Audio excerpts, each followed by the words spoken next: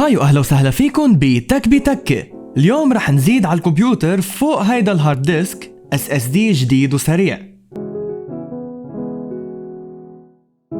في غبرة كتير هون على الباور سبلاي، هات ننظفهم.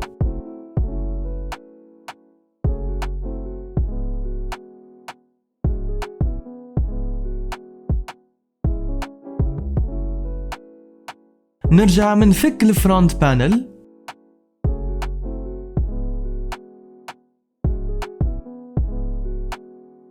والباك بانل كمان.